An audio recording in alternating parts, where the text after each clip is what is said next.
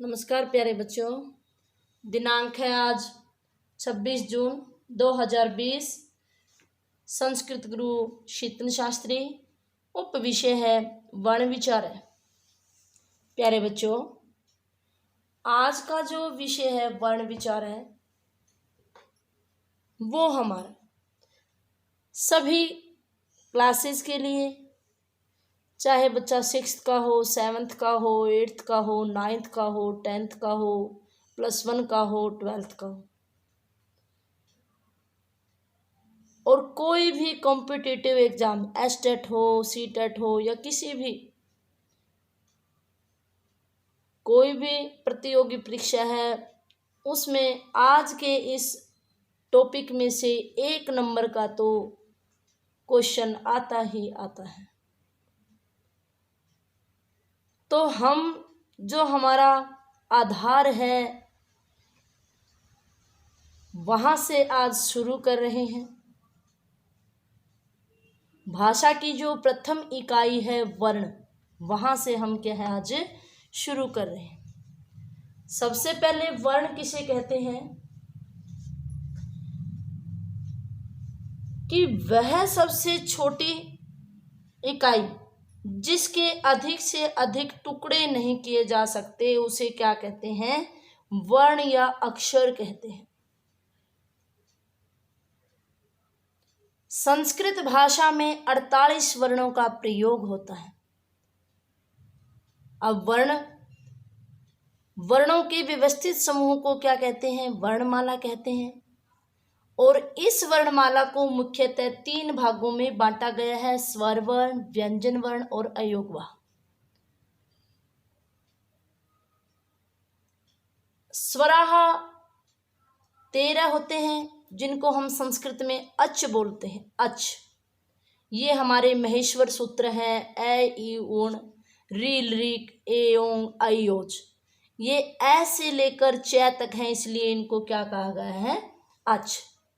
अचों को 3 भागों में बांटा गया है: हर्षव स्वर, दीर्घ स्वर और प्लुत स्वर। मुख्य तो 2 ही भाग हैं, हर्षव और दीर्घ।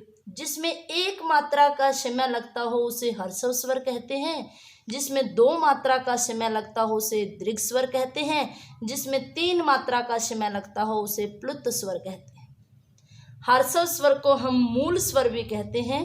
ये है अ, ई, उ, री, ली, यानी ए ई उण रील रीक। ये 2 सूत्रों में आ जाते हैं, महेश्वर सूत्रों के अ ई उ री और ली। आगे है दीर्घ स्वर। दीर्घ स्वर जिसमें 2 मात्रा का समय लगता हो: आ, ई, उ, री, दीर्घ, ए, आई, ओ, औ। ये हमारे 13 दीर्घ स्वर हैं। और प्लुत स्वर आ, ए, जिसमें लंबी ध्वनि, जैसे पुकारा जाता है भो राम है, ऐसे इनका किस में लिया जाता है?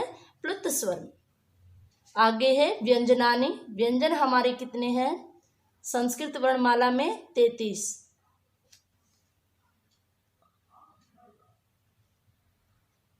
आगे है व्यंजन। व्यंजन हमारे कितने हैं? 33। व्यंजनों को हम संस्कृत में हल बोलते हैं। हल यानी जिसके हलंत लगा होता है। पहले वाला था स्वर, यानी जो स्वतंत्र रूप से बोले जाए उन्हें क्या बोलेंगे? स्वर। और व्यंजन जिनका उच्चारण स्वरों की सहायता से होता है उन्हें क्या बोलते हैं? व्यंजन। ये हमारे 33 हैं। संस्कृत में इन्हें हल कहा जाता है। जैसा कि मैंने ऊपर स्वरों के बारे में बताया था कि 4 महेश्वर सूत्रों में ये आते हैं: अ, यूण, रील, रीक, ए, ओं, आई, ओज। अब ये है हय, वर्ट, लण, यम, गण, नम, झव्य, जब, गण, दस, कप्य, सस्र, हल। यानी पहला अक्षर इनका ह से शुरू होता है और अंतिम लय है, तो इनको क्या बोला जाता है? हल। और एक और इनकी पहचान है कि जैसे व्यंजनों के नीचे स्वर रहित व्यंजन में क्या मिलेगा? हलंत मिलेगा, इसलिए इनको हल भी कहा जाता है। व्यंजनों के 33 वर्ण हैं। वर्गीय व्यंजन 25 और अवर्गीय व्यंजन है 8। वर्गीय व्यंजन है, इन्हें स्पर्श वर्ण भी कहा जाता है, स्पर्श व्यंजन भी। क ख ग घ अंग। प्यारे बच्चों, ये जो हमारा अंग है लगभग लोग इसको क्या बोलते हैं, अड़। अड़ जबकि नहीं होता, अड़ हमारा है ट ठ ढ, ढ के नीचे अगर बिंदु लगा दे तो वो अड़ बन जाता है। ये हमारा अंग है। अगली लाइन है च छ ज झ ञ, ट ठ ड ढ ण, त थ द ध न, प फ भ भ म। ये जो पंचम वर्ण है इनमें हमें कन्फ्यूजन होता है। ये अंग है, ये य है, ये अण है, ये न है, ये म है। 25 वर्गीय व्यंजन और अवर्गीय व्यंजन है 8।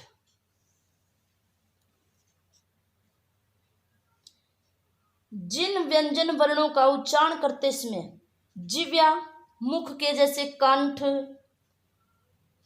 तालु आदि स्थानों का स्पर्श करती है उन्हें स्पर्श व्यंजन कहा जाता है। वर्गीय व्यंजनों को दूसरा नाम क्या है, स्पर्श व्यंजन। मान लिया हमारे किसी भी कॉम्पिटिटिव एग्जाम में आता है, एक बार एस्टेट के अंदर आता है कि वर्गीय व्यंजन कितने हैं या स्पर्श व्यंजन कितने हैं।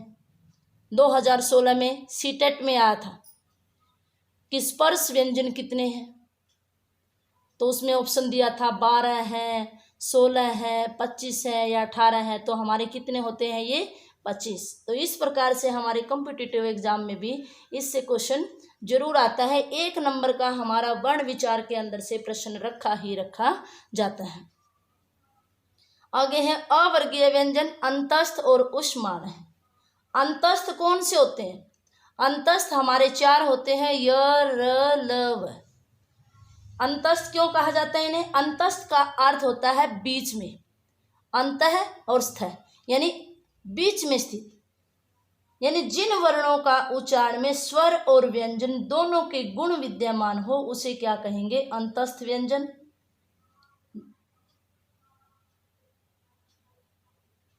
आगे है उष्माण है।